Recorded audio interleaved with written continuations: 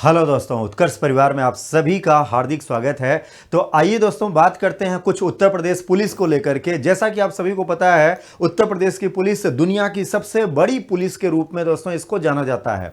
और आप सभी जानते हैं कि अपने उत्तर प्रदेश की पुलिस दोस्तों जितनी बड़ी है उतनी ही जिम्मेदारी के साथ अपने कार्यों का निर्वहन करने के लिए जानी जाती है। परित्राणाय साधूनाम, ये भाव लेकर के हम मैदान जंग में उतरते हैं और उद्देश्य क्या होता है? सुरक्षा आपकी, संकल्प हमारा। ऐसा कह करके उत्तर प्रदेश पुलिस आप सबके बीच में आप सबकी सेवा करने के लिए आती है।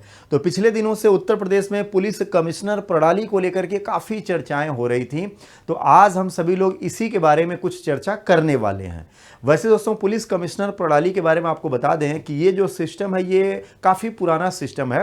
ब्रिटिश कालीन सिस्टम होता है ये, यानी अंग्रेज़ों के ज़माने में ही इस व्यवस्था को आरंभ कर दिया गया था। बात करेंगे इसके इतिहास के बारे में। अपने उत्तर प्रदेश में अगर देखा जाए तो इन दिनों इसको लेकर के खूब चर्चा हो रही, चाहे लखनऊ की बात हो, चाहे गौतम बुद्ध नगर की बात हो, चाहे गाजियाबाद हो, चाहे हम आगरा की बात करें, चाहे कानपुर की बात करें, चाहे वाराणसी की। और पिछले दिनों आपने देखा कि प्रयागराज में भी पुलिस कमिश्नर प्रणाली यानी पुलिस कमिश्नर सिस्टम को लेकर के विस्तृत चर्चा की गई है। तो उसी के बारे में आज हम लोग यहाँ पे बात करेंगे कि भाई ये पुलिस कमिश्नर सिस्टम होता क्या है, इसमें क्या क्या परिवर्तन हो जाते हैं, क्या क्या चीज़ें इसमें आती हैं।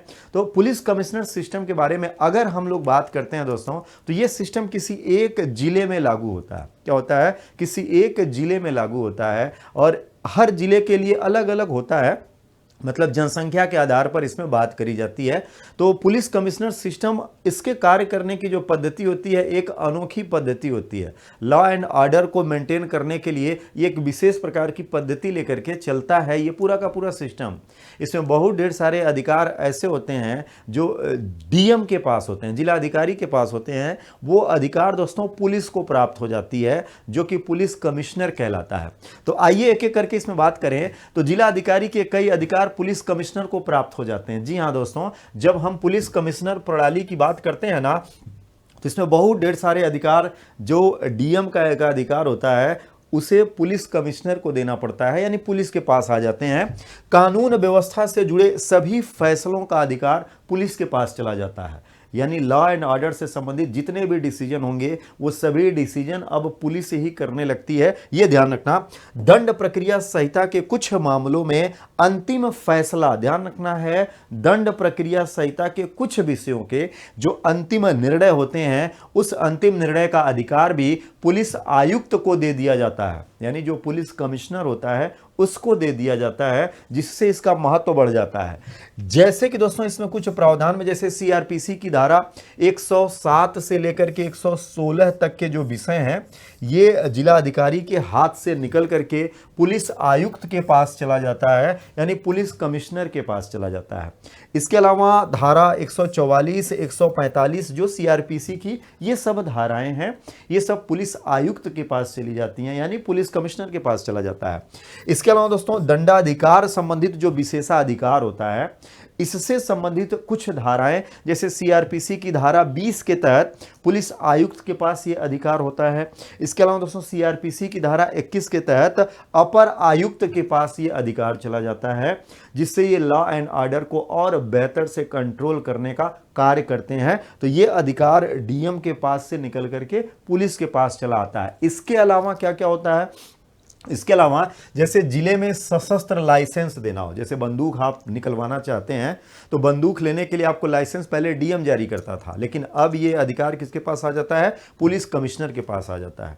तो बंदूक लेने के लिए अब लाइसेंस लेना अब डीएम के पास नहीं, पुलिस कमिश्नर के पास जाते हैं। यदि दोस्तों बार लाइसेंस जारी करना है, बार लाइसेंस जैसे कि शराब का ठेका या बाकी अन्य चीज़ें होती हैं, तो ये भी अब पुलिस ही जारी करती है। इसके लिए भी पुलिस कमिश्नर के पास जाना पड़ता है। होटल से संबंधित कोई लाइसेंस है तो इसको लेकर के भी यही करेगा। धरना प्रदर्शन की इजाज़त, यानी लॉ एंड ऑर्डर मेंटेन करना काम अब पुलिस को ही पूरी तरीके से सौंप दिया गया है। तो कोई धरना प्रदर्शन करना चाहता है तो इसकी परमिशन लेने के लिए भी धरना प्रदर्शन की इजाज़त पुलिस के पास जाएंगे। लाठी चार्ज पर फैसला देना भी अब पुलिस का ही अपना काम हो जाता है। पहले मजिस्ट्रेट की परमिशन होती थी, लेकिन अब नहीं, अब पुलिस ही इसमें सक्षम हो जाती है निर्णय लेने के लिए। पुलिस बल की संख्या तय करना, भाई जिले में कितनी पुलिस बल होनी चाहिए, कितना पुलिस फोर्स होना चाहिए, इसका निर्णय लेने का अधिकार भी पुलिस के हाथ में ही आ जाता है। ये यहां से आप सभी को ध्यान रखना है। तो भाई ये महत्वपूर्ण सिस्टम जब बन जाता है तो वास्तव में ये सिस्टम वर्क कैसे करेगा, इसकी चेन क्या है, इसमें कौन कौन जुड़ेगा। तो आइए एक एक करके बात करते हैं। इसमें कौन कौन से अधिकारी होते हैं, क्या क्या उनकी रैंक होती है, सामान्य पुलिस से जब आप उनकी तुलना करेंगे तो उस समय उनकी रैंक क्या होने वाली है। तो पुलिस कमिश्नर सिस्टम की अगर हम लोग बात करें दोस्तों, तो इसका जो सर्वोच्च अधिकारी होता है वो पुलिस कमिश्नर होता है। यानी इस सिस्टम का जो सबसे सीनियर होगा, एक जिले की बात कर रहे हैं क्योंकि जिले में ही हम इसको लागू कर रहे हैं, तो उस जिले में पुलिस का जो सर्वोच्च अधिकारी हो जाएगा वही पुलिस कमिश्नर कहलाता है।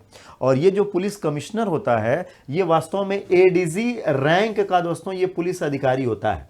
यानी इसकी सामान्य पुलिसिंग से अगर तुलना करेंगे तो एडीजी रैंक का जो अधिकारी होगा ना वही पुलिस कमिश्नर बनता है और ये इसी रैंक का होता है। कमिश्नरी सिस्टम में ध्यान रखना ये सर्वोच्च पद होता है भाई। ये क्या होता है, कमिश्नरी सिस्टम में ये सर्वोच्च पद होता है जिसको पुलिस कमिश्नर कहते हैं। सामान्य पुलिस में यही एडीजी कहलाता है, ये यहां से ध्यान रखना है। इसके बाद अगर देखेंगे दोस्तों तो आईजी रैंक के जो अधिकारी होते हैं, आईजी रैंक का अधिकारी ये संयुक्त पुलिस कमिश्नर बनाया जाता है जिसको ज्वाइंट कमिश्नर ऑफ पुलिस कहते हैं। सामान्य पुलिसिंग में ये इंस्पेक्टर जनरल ऑफ पुलिस होता है, आईजी रैंक का अधिकारी होता है और यहां पर आकर के ये संयुक्त पुलिस कमिश्नर बन जाता है। क्या बन जाएगा, संयुक्त पुलिस कमिश्नर, जिसको ज्वाइंट कमिश्नर ऑफ पुलिस कहते हैं। इसके बाद इसके नीचे जो आता है वो डीआईजी रैंक का अधिकारी होता है जिसको दोस्तों अपर पुलिस आयुक्त कहते हैं। ये एडीसीपी यहां पे हो जाता है, एडिशनल कमिश्नर ऑफ पुलिस कहते हैं। और इसमें दोस्तों दो होते हैं, ये जो पद यहां पर होता है इसमें दो होते हैं, दो अधिकारी होते हैं। एक होता है additional commissioner of police crime और एक होगा additional commissioner of police law and order. यहां पे दो नियुक्त किए जाते हैं जो सामान्यतः ये डीआईजी रैंक के अधिकारी होते हैं। क्या होते हैं, डीआईजी रैंक का अधिकारी यहां पर अपर पुलिस आयुक्त कहलाता है जिसको हम एडिशनल कमिश्नर ऑफ पुलिस के नाम से जानते हैं। ये इसके शीर्ष अधिकारियों की चयन है। इसके बाद आगे की ओर बढ़ेंगे तो इस रैंक में दोस्तों फिर जिले का विभाजन किया जाएगा। क्या होता है, जिले का अलग अलग जोन बांटा जाता है और उस अलग अलग जोन में अगर देखेंगे तो हर एक जोन में अब जिले में प्रशासनिक व्यवस्था को विस्तृत करने के लिए उस जिले की जनसंख्या कितनी है, उसकी भौगोलिक स्थिति क्या बनती है, उसके हिसाब से उसका जोन डिवीजन किया जाएगा जो कि उसका अलग अलग जोन बनेगा। तो अलग अलग जब उस जिले का जोन डिवाइड कर दिया जाएगा तो हर जोन में एक एसएसपी अथवा एसपी रैंक का अधिकारी जिसको हम लोग पुलिस आयुक्त, पुलिस उपायुक्त कहने लगते हैं। यानी यहां पे क्या आ जाता है, पुलिस उपायुक्त आ जाएगा जिसको डिप्टी कमिश्नर ऑफ पुलिस के नाम से जानते हैं। हर जोन में एक एक होगा। ये एसएसपी रैंक का या एसपी रैंक का पुलिस अधिकारी होता है जिसको यहां पर हम लोग क्या कहने लगते हैं, पुलिस उपायुक्त यानी डिप्टी कमिश्नर ऑफ पुलिस कहते हैं, जिसको सामान्य पुलिसिंग में हम एसएसपी या एसपी ही कहते हैं। लेकिन यहां पर वही पद पुलिस उपायुक्त हो जाएगा जो डिप्टी कमिश्नर ऑफ पुलिस हो जाता है। काफी महत्वपूर्ण ये भी पद यहां पे माना जाता है, बहुत ढेर सारे उत्तरदायित्व होते हैं। इसके अधीन पुलिस उपायुक्त यानी पुलिस उपायुक्त के अधीन जो होगा वो अपर पुलिस उपायुक्त आ जाता है जिसको additional deputy commissioner of police कहते हैं, जो कि दोस्तों ये एएसपी रैंक का अधिकारी होता है। यानी इसको अगर देखा जाएगा तो ये क्या होता है, सामान्य पुलिस में एएसपी रैंक का ये अधिकारी बनता है जो कि यहां पर क्या हो जाएगा, additional deputy commissioner of police के रोल में आ जाता है। ये भी इस चयन में क्या होता है, काफी महत्वपूर्ण होता है। इसके बाद आगे की ओर बढ़ेंगे तो जिले में सर्किल और थाने की व्यवस्थाएं होती हैं वो सेम रहती हैं, उसमें कोई चेंज नहीं होता। हाँ, बस एक चेंज होता है, उसमें क्या होता है, जैसे सामान्य जो क्षेत्राधिकारी होता है जिसको हम लोग सर्किल ऑफिसर कहते हैं, जिसको हम लोग सामान्यतः सीओ के नाम से जानते हैं, सर्किल ऑफिसर के नाम से जानते हैं, जो कि स्टेट पीसीएस का ये ऑफिसर होता है, यहां से होता है। इसके जगह पर इसको सहायक पुलिस आयुक्त कह देते हैं यानी असिस्टेंट कमिश्नर ऑफ पुलिस कहते हैं, एसीपी इसको यहां पे कहा जाने लगता है, जो कि सीओ होता है। जो सामान्य में आप क्या किस पद के नाम पे इसको जानते हैं, किस रूप में, सीओ के नाम पे, जिसको सर्किल ऑफिसर कहते हैं। ये सर्किल ऑफिसर इस व्यवस्था में असिस्टेंट कमिश्नर ऑफ पुलिस हो जाता है। और इसके बाद दोस्तों एसीपी यानी असिस्टेंट कमिश्नर ऑफ पुलिस के अधीन आते हैं एसएचओ। कौन आएगा? एसएचओ, स्टेशन हाउस ऑफिसर, जिसको थानेदार हम लोग कहते हैं। क्या कहते हैं? थानेदार कहेंगे। फिर इसके नीचे हेड कांस्टेबल आएगा और उसके नीचे कांस्टेबल आ जाएगा। ये पूरा का पूरा सिस्टम जनरेट हो जाता है। ये पुलिस कमिश्नरी सिस्टम में ये पूरा का पूरा एक सिस्टम जनरेट हो जाता है। ये यहां से आप सभी को ध्यान रखना है।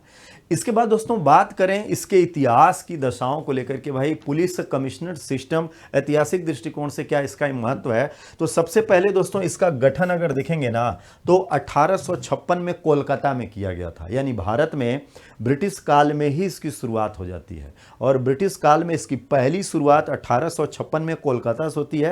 हालांकि 1856 में ही मद्रास में भी हो गई थी, लेकिन मद्रास से पहले कोलकाता, दूसरे नंबर पर मद्रास और तीसरे नंबर पर मुंबई में 1864 में इसको दोस्तों लागू कर दिया गया था। वर्तमान में जो ये पुलिस कमिश्नर सिस्टम काम करता है, ये भारत में जो पुलिस प्रक्रिया है, पुलिस प्रणाली अधिनियम 1861, यानी दोस्तों जो हमारा पुलिस सिस्टम एक्ट है, पुलिस प्रणाली एक्ट 1861 है, उसी पर यह कार्य करता है। पुलिस कमिश्नर सिस्टम को लेकर के समय समय पर बहुत ढेर सारी समीक्षाएं हुई हैं। उसमें दोस्तों एक सबसे महत्वपूर्ण समीक्षा हुई थी 1983 में। 1983 में छठी राष्ट्रीय पुलिस आयोग की रिपोर्ट एक आई हुई थी। ये छठवीं राष्ट्रीय पुलिस आयोग आया हुआ था, इसकी एक रिपोर्ट आई हुई थी और इस रिपोर्ट में यह स्पष्ट रूप से कहा गया था कि वे सभी नगरीय क्षेत्र, शहर क्षेत्र जहां की जनसंख्या 10 लाख या उससे अधिक है, 10 लाख या उससे अधिक आबादी वाले जितने भी महानगर हैं, उन महानगरों में पुलिस कमिश्नर सिस्टम को लॉ एंड ऑर्डर नियंत्रण के लिए, क्राइम को कंट्रोल करने के लिए पुलिस कमिश्नर सिस्टम को लागू किया जाना चाहिए। यह रिपोर्ट छठवीं राष्ट्रीय पुलिस आयोग की रिपोर्ट में रख दी गई थी 1983 में।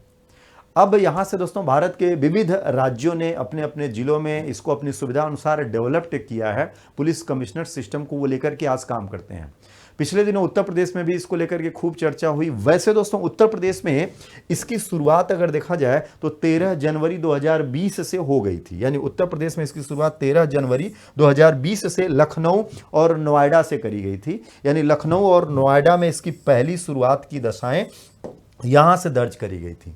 वर्तमान में इसका दायरा बढ़ गया। पिछले दिनों प्रयागराज में इसको लेकर के चर्चा हुई, तो लखनऊ नोएडा के बाद अगर देखेंगे तो गाजियाबाद, फिर आगरा, फिर कानपुर में, फिर वाराणसी में और अब प्रेजेंट में प्रयागराज में। तो वर्तमान में अगर देखा जाएगा तो पुलिस कमिश्नर सिस्टम अपने उत्तर प्रदेश के 7 जिलों में कार्यरत है।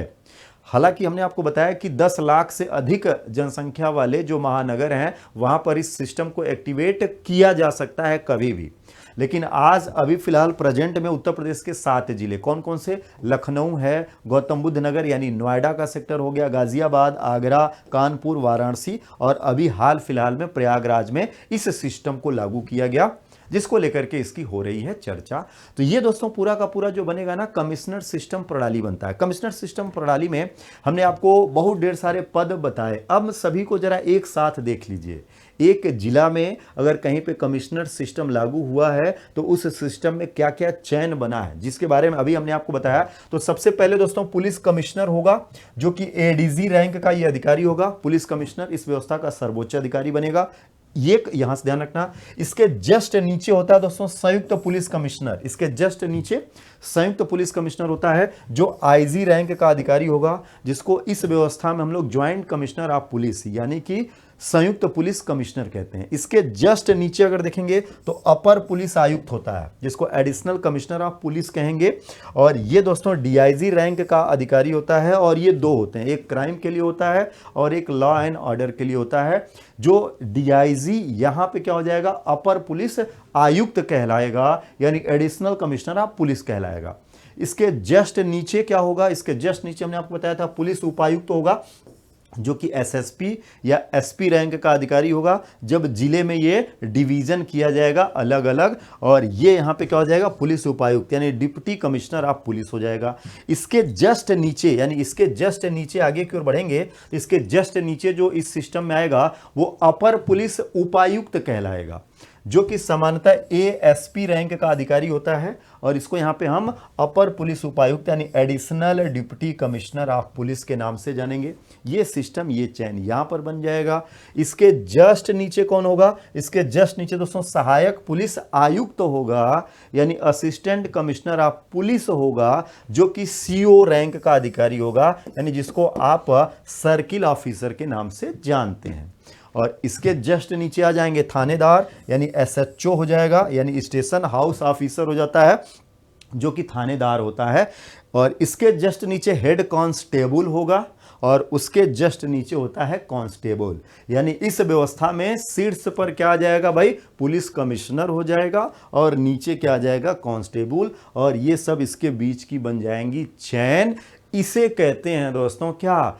कमिश्नर, यानी पुलिस कमिश्नर सिस्टम के नाम से जाना जाता है। इसके ये विविध पॉइंट बनेंगे, और मुझे पूर्ण विश्वास है कि ये सिस्टम, ये व्यवस्था जिस जिले में लागू होगी उस जिले में दोस्तों लॉ एंड ऑर्डर को बेहतर करेगा, क्राइम को कंट्रोल करेगा। और फिर से एक बार वही जो अपने उत्तर प्रदेश पुलिस का ध्येय वाक्य है, सुरक्षा आपकी संकल्प हमारा, इस ध्येय वाक्य को बड़ी खूबी से निभाने में सक्षम होगा। तो भाई अपने ज्ञान को बढ़ाइए और अपने जानकारी को बढ़ाइए, रखिए अपना विशेष ख्याल। मिलते हैं आप सबसे कुछ और नए महत्वपूर्ण पॉइंट्स के साथ। तब तक के लिए दोस्तों जय हिंद।